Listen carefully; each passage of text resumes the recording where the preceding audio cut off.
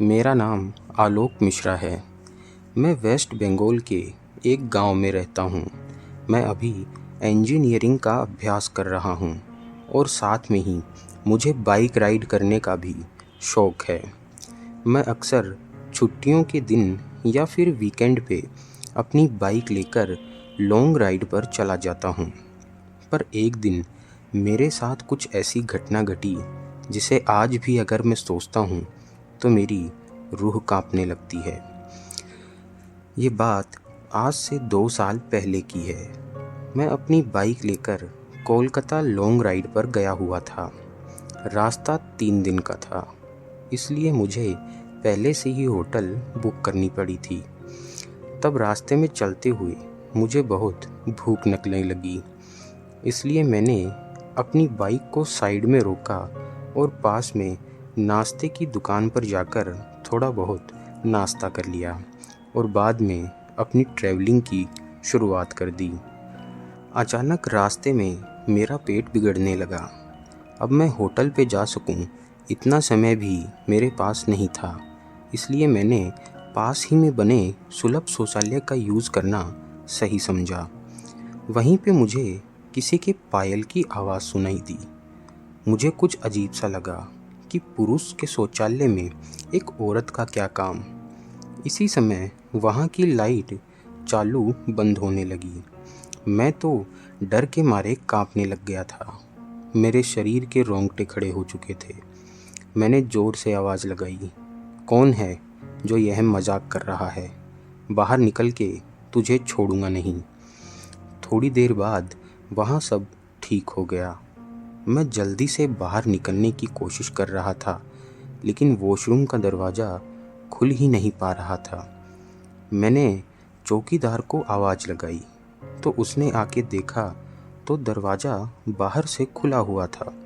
फिर उसने आवाज़ लगाई कि साहब, दरवाज़ा तो खुला है, आप थोड़ा धक्का लगाकर बाहर आओ। मैंने सोचा कि ऐसा कैसे हो सकता है। फिर भी मैंने दरवाजे को धक्का दिया तो दरवाज़ा झट से खुल गया। मैं पैसे देकर बाहर निकल ही रहा था कि फिर से मेरा पेट खराब होने लगा। मुझे वापस उस खतरनाक वॉशरूम में नहीं जाना था, लेकिन मेरे पास और कोई चारा भी नहीं था। इस बार लगभग 2-3 मिनट हुई होगी कि वापस से लाइट चालू बंद होने लग गई और साथ में किसी स्त्री के हंसने की आवाज़ भी आ रही थी। मुझे काफ़ी डर लगने लगा था। मैं जल्द ही अपना काम निकालकर बाहर निकलने की कोशिश कर रहा था, लेकिन मैं वहाँ से उठ ही नहीं पा रहा था। मुझे ऐसा लग रहा था कि कोई मुझे जानबूझ के नीचे धकेल रहा हो और मेरे ऊपर आकर बैठ गया हो।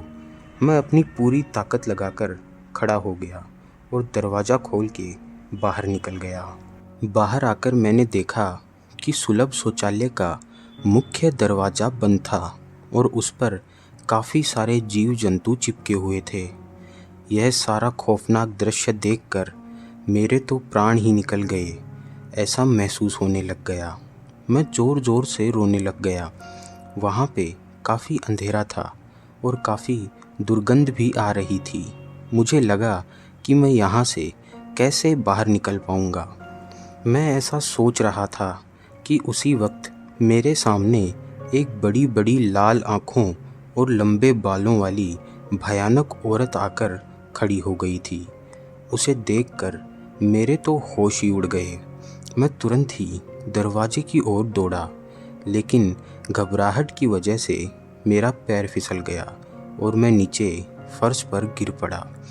पायल की आवाज़ कर रही वो भयानक औरत मेरी तरफ आ रही थी। उसे देखकर लगा कि आज मेरी ज़िंदगी का आखिरी दिन है और अब मैं बचने वाला नहीं हूँ। थोड़ी ही देर में वो औरत मेरे पास आकर बैठ गई और मुझे जानवर की तरह सूंघने लगी। मुझे अपनी मौत साफ साफ दिखाई दे रही थी। अब मरना तो था ही, फिर भी मैंने अपनी सारी हिम्मत लगाकर एक आखिरी कोशिश की और ज़ोर लगाकर खड़ा हो गया और ज़ोर ज़ोर से दरवाजे को हिलाने लगा। थोड़ी ही देर में दरवाज़ा टूट गया और मैं वहाँ से बाहर निकल गया। जब मेरी नज़र बाहर खड़े लोगों के सामने पड़ी तो मैंने देखा कि लोग मेरे सामने ऐसे देख रहे थे जैसे मैं कोई पागलखाने से भागकर आया हूँ। लोग मुझे यहाँ तक बोलने लगे कि पागल है क्या, पी के आया है। तभी वहाँ पास में खड़ा आदमी मेरे पास आके पूछता है कि भाई तुम वहाँ अंदर क्या कर रहे थे। मैंने कहा, भाई मैं कोई अंदर घूमने तो गया नहीं था, बल्कि टॉयलेट करने के लिए गया था। मेरी बात सुनकर उस व्यक्ति ने मुझसे कहा कि तुम ज़रा पीछे मुड़कर तो देखो। मैंने उस आदमी की बात सुनकर पीछे मुड़कर देखा तो मेरे तो होश ही उड़ गए। वहाँ कोई भी शौचालय नहीं था, बल्कि एक पुराना टूटा फूटा खंडर हो चुका मकान था।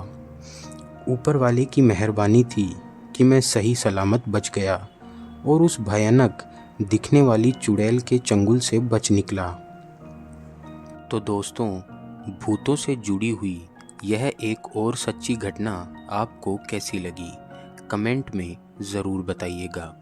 और भूत प्रेतों से जुड़ी हुई ऐसी ही सच्ची और डरावनी घटनाओं से आपका सामना मैं रोज़ इस चैनल के माध्यम से करवाता रहूँगा। तो यदि ये कहानियाँ पसंद आएँ तो द हॉन्टेड नाइट चैनल को सब्सक्राइब और लाइक करना ना भूलें, ताकि आपकी रातें रोज़ डर का अनुभव कर सकें। धन्यवाद।